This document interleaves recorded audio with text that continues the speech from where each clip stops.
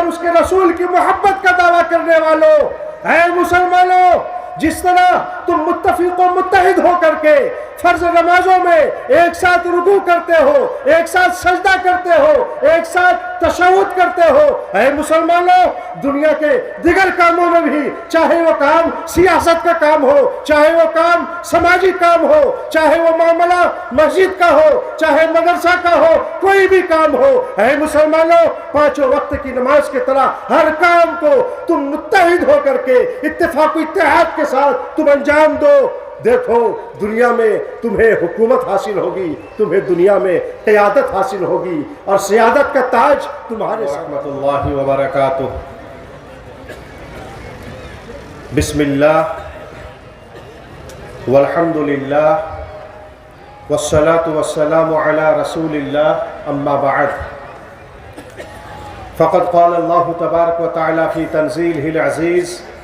اعوذ باللہ من الشیطان الرجیم، بسم اللہ الرحمن الرحیم،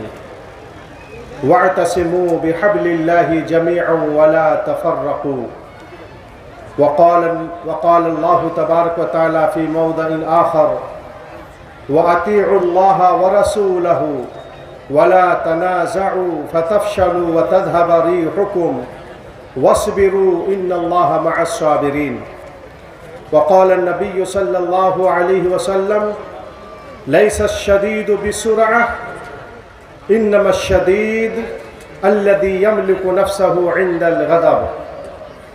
رواہ الامام بخاری عن ابی ہریرہ رضی اللہ تعالی عنہ۔ معزز و مکرم صدر مجلس، قابل احترام علماء کرام، بزرگوں، دوستوں، ملت کے نوجوانوں، عزیز بچوں،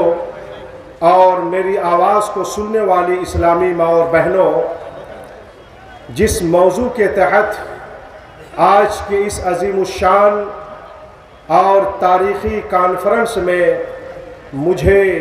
کتاب و سنت کی روشنی میں کچھ دین کی باتیں بیان کرنی ہے، وہ ہے باہمی و مذہبی اختلاف کا شرعی حل۔ میرے بھائیوں، اتفاق و اتحاد، اخوت و بھائی چارگی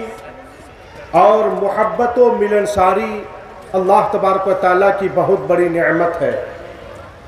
یہ وہ نعمت ہے جس قوم کے اندر یہ نعمت آ جاتی ہے، وہ قوم دنیاوی اور اخروی اعتبار سے ہر محاذ پر، ہر میدان میں، ہر معاملے میں کامیاب اور کامران ہوتی ہے۔ اتفاق و اتحاد میں بڑی قوت ہوتی ہے، بڑی توانائی ہوتی ہے۔ وہ قومیں بڑی مضبوط ہوتی ہیں، بڑی توانا ہوتی ہیں جس قوم کے اندر اتفاق ہوتا ہے، اتحاد ہوتا ہے، اخوت و بھائی چارگی ہوتی ہے اور محبت و ملنساری ہوتی ہے۔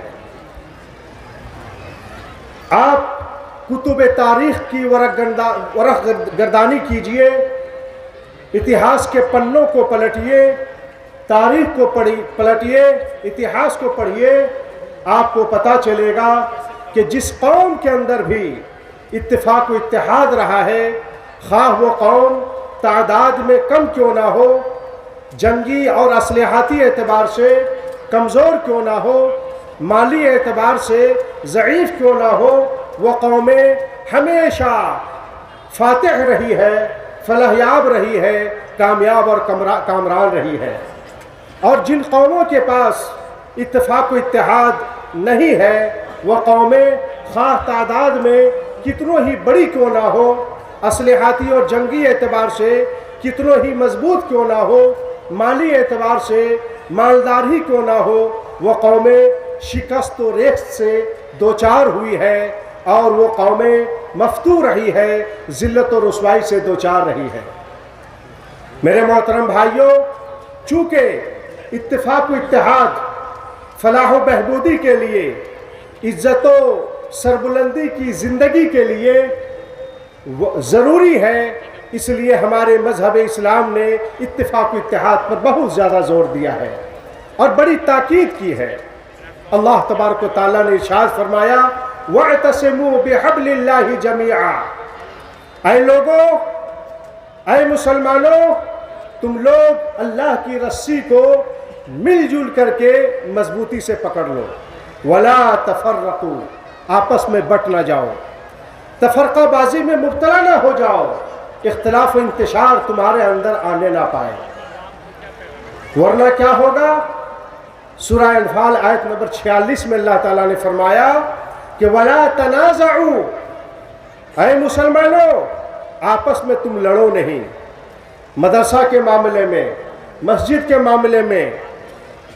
سماج کے دیگر مسائل کے معاملے میں آپس میں تم جھگڑو نہیں، آپس میں تم لڑو نہیں، اختلاف و انتشار آنے نہ دو، ورنہ فَتَفْشَلُوا وَتَذْهَبَ رِيحُكُمْ، تم کمزور ہو جاؤ گے، تم بکھر جاؤ گے، تمہاری قوت بکھر جائے گی، تمہاری جمعیت بکھر جائے گی، اور جب تم بکھر جاؤ گے، جب تم بڑھ جاؤ گے تو جو تمہارے مخالفین ہیں، جو تمہارے دشمن ہیں، وہ تمہیں آسانی سے تم پر حملہ کر دیں گے اور تم ان کے سازشوں کے شکار ہو جاؤ گے، وَتَذْهَبَ رِيحُكُمْ، اور تمہاری ہوا اکھڑ جائے گی، تمہاری عزت خاک میں مل جائے گی، اور تمہیں ذلت و رسوائی کی زندگی جینے پر تمہیں مجبور ہونا پڑے گا۔ وَاصْبِرُوا، اگر اتفاق و اتحاد اپنانے میں اپنے مفاد کی قربانی دینی پڑ رہی ہے، قربانی دے دو، کچھ تکلیفیں برداشت کرنی پڑ رہی ہے، تکلیفیں برداشت کر لو اور صبر سے کام لو، ان اللہ مع الصابرین، بے شک اللہ تبارک و تعالی صبر کرنے والوں کے ساتھ ہے۔ میرے بھائیوں، اس طرح کی آیتیں اور اس معنی اور مفہوم کی حدیثیں بہت زیادہ ہیں، جس کے اندر اللہ اور اس کے رسول جناب محمد الرسول اللہ صلی اللہ علیہ وسلم نے اتفاق و اتحاد کے ساتھ اور اخوت و بھائی چارگی کے ساتھ، محبت و ملنساری کے ساتھ زندگی گزارنے کا حکم دیا ہے۔ اور یہ حکم ہی نہیں، ہمارے دین اسلام کے اندر جتنی بھی تعلیمات ہیں، جتنے بھی فرائض و واجبات ہیں، جتنے بھی ہدایات و تنبیہات ہیں، جتنی بھی حدود و قیود ہیں، تمام کے اندر بھی اتفاق و اتحاد کی دعوت دی گئی ہے۔ اب پانچوں وقت کی نماز کو دیکھ لیجئے، پانچوں وقت کی نماز میں اب غور کر لیجئے، پانچوں وقت کی نماز میں کیا ہوتا ہے؟ اذان ہوتی ہے، وقت ہونے پر اقامت ہوتی ہے، نماز کھڑی ہوتی ہے، امام مصلی پر ہوتے ہیں، مقتدی پیچھے صف لگا کر کے کھڑے ہو جاتے ہیں۔ صفیں کیسی ہوتی ہیں؟ کندھے کندھے کے برابر، قدم قدم سے بالکل ملا ہوا ہونا چاہیے، یہ حدیث میں اس کی تاکید ہے۔ چاہے کوئی استاذ ہو یا شاگرد، مالدار ہو یا غریب، وہ نوجوان ہو یا بوڑھا، جو بھی ہو، سب کو ایک ساتھ مل جل کر کے کھڑا ہونا ہے۔ جب امام تکبیر تحریمہ کہیں گے، سب کو ایک ساتھ تکبیر تحریمہ کہہ کر کے ہاتھ باندھنا ہے۔ امام رکوع میں، سب ایک ساتھ رکوع میں، امام سجدہ میں، سب ایک ساتھ سجدے میں، امام تشہد میں، سارے مقتدی مسلمان ایک ساتھ تشہد میں۔ کوئی مالدار ہے، کوئی استاذ ہے، کوئی ذمہ دار ہے، وہ پہلے ہی رکوع کر لے گا، پہلے ہی سجدہ کر لے گا۔ اسلام میں نہ صرف یہ کہ اس کی اجازت نہیں ہے، بلکہ اس پر بڑی ہی خطرناک وعید آئی ہوئی ہے۔ پانچوں وقت کی نماز میں اللہ تبارک و تعالیٰ کی طرف سے یہ تمرین، یہ مشق، یہ تربیت، یہ ٹریننگ دی جا رہی ہے،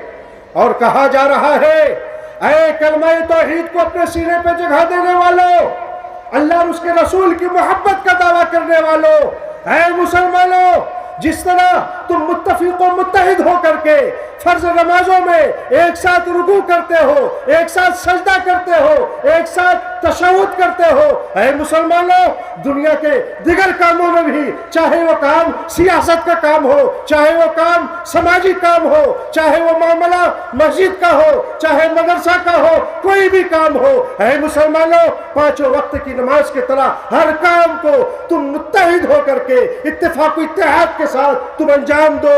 دیکھو، دنیا میں تمہیں حکومت حاصل ہوگی، تمہیں دنیا میں قیادت حاصل ہوگی، اور سیادت کا تاج تمہارے سر پر ہوگا، قیادت کی باغ ڈور تمہارے ہاتھ میں ہوگی۔ یہی نہیں، آپ اسلام کا مطالعہ کیجئے، افسوس کے ساتھ کہنا پڑتا ہے مسلمان تو ہے لیکن اسلام سے بہت دور ہے، اسلام کے بارے میں کچھ پتہ ہوتا ہے نہیں، بس چند باتیں پتہ ہے، اس پر نقد کرو، اس پر اعتراض کرو، اس کی عزت کو کھلواڑ بناؤ، یہی سب ہے۔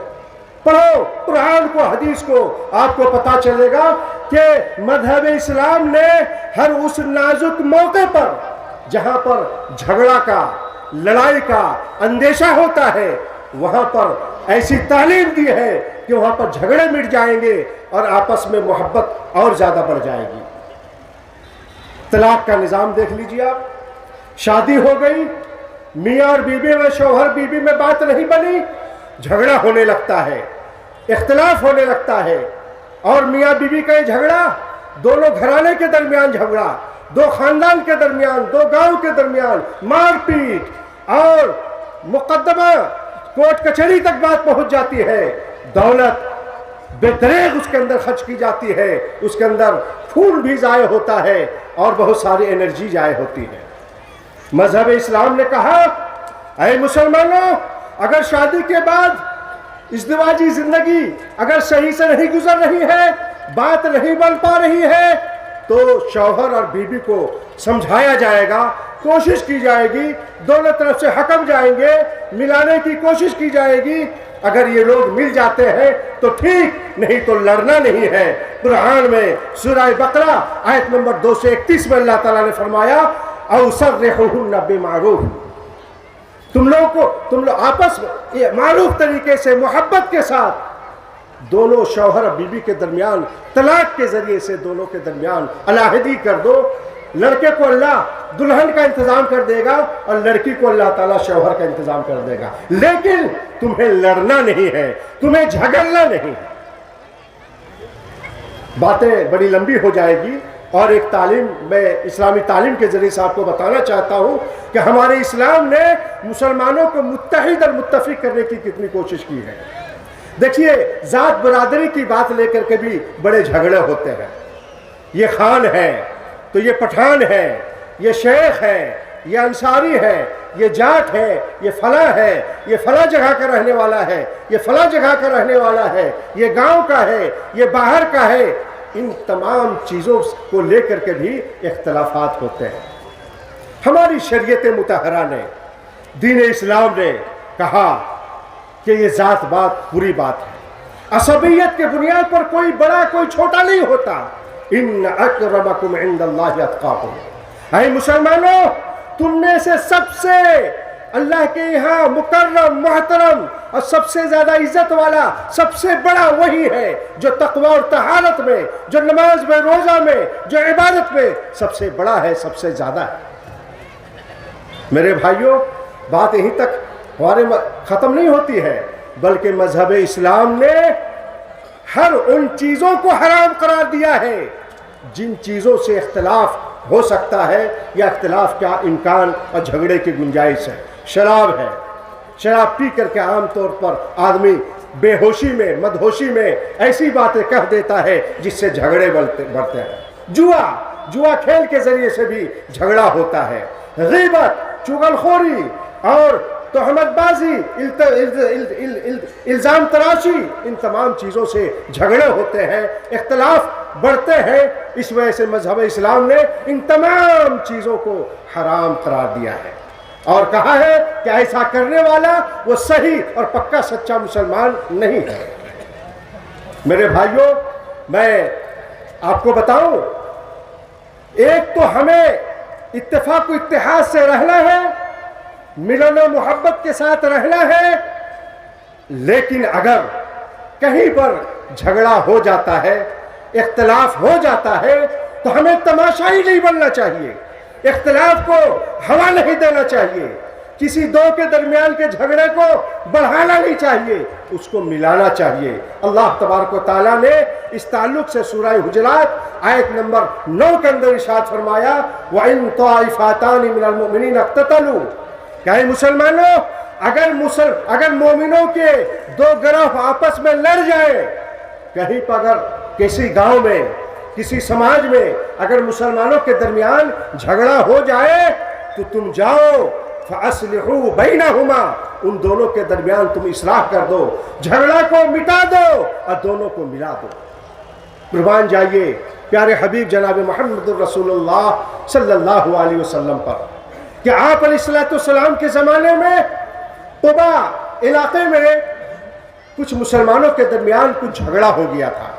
اللہ کے رسول صلی اللہ علیہ وسلم تڑپ اٹھے۔ صحیح بخاری حدیث نمبر 2692 ہے، اللہ کے رسول نے کہا، بلکہ یہ حدیث جو ہے صحیح بخاری 2693 کی ہے، اللہ کے رسول صلی اللہ علیہ وسلم نے فرمایا کہ اے لوگو مجھے لے چلو، اذهبوا بنا مجھے لے چلو، نصلح بینہم، تاکہ میرے مسلمان بھائی جو آپس میں لڑ پڑے ہیں ہم ان کے درمیان اصلاح کر دیں گے، ہم ان کے جھگڑوں کو مٹا دیں گے۔ میرے بھائیوں میں آپ کو کیا بتاؤں، مذہب اسلام نے اختلافات کو ختم کرنے کے لیے، جھگڑوں کو ختم کرنے کے لیے اگر جھوٹ بولنے کی بھی ضرورت پڑ رہی ہے تو ہمارے اسلام نے جھوٹ بولنے کی اجازت دی۔ ابھی تو ہمارے سماج میں جھوٹ بول کر کے دو آدمی کو لڑایا جاتا ہے، ایسا نہیں، دو آدمی کو ملانے کے لیے اگر جھوٹ بولنے کی ضرورت پڑ رہی ہے تو جھوٹ بولنے کی اجازت ہے۔ دو آدمی میں لڑائی ہو گئی، پہلے آدمی کے پاس جائیے اور کہیے ارے دوسرا تم کو چاہتا ہے، تم سے لڑ کر کے پچھتا رہا ہے، جبکہ اس طرح کہا نہیں ہے۔ دوسرے کے پاس جائیے کہ بھائی اس سے تمہاری لڑائی ہو گئی ہے، وہ تم سے ملنا چاہتا ہے، اور دونوں کو ملا دیجیے، اس کی اجازت ہے۔ چنانچہ صحیح بخاری کی حدیث ہے، نبی کریم صلی اللہ علیہ وسلم نے ارشاد فرمایا کہ لیس الکذاب الذی یصلح بین الناس، وہ شخص جھوٹا نہیں ہے جو شخص لوگوں کے درمیان اصلاح کرنے کے لیے، جھگڑا مٹانے کے لیے، ملانے کے لیے جو شخص ضرورت کے بقدر، ضرورت کے تحت جھوٹ بولتا ہے وہ جھوٹا نہیں ہے۔ میرے بھائیوں، ایک چیز آپ اپنے درمیان، اپنے دلوں میں پیدا کر لیجئے، انشاءاللہ اختلاف نہیں ہوگا، وہ ہے تواضع اور انکساری۔ تواضع اور انکساری پیدا کر لیجئے۔ اللہ کے رسول صلی اللہ علیہ وسلم فرمایا من تواضع للہ رفعہ اللہ، جس شخص نے اللہ کے لیے تواضع اختیار کیا اللہ تعالیٰ اس کے درجہ اور رتبہ کو بلند کر دے گا۔ میں ایک مثال دے رہا ہوں، تواضع اور انکساری اختیار کرنے میں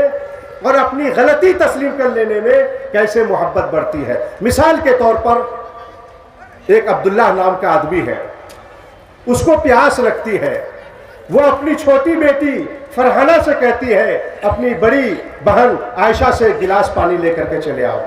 چھوٹی بہن فرحانہ جاتی ہے، ایک گلاس پانی عائشہ بڑھا کر کے دیتی ہے۔ عائشہ پانی سے بھرا ہوا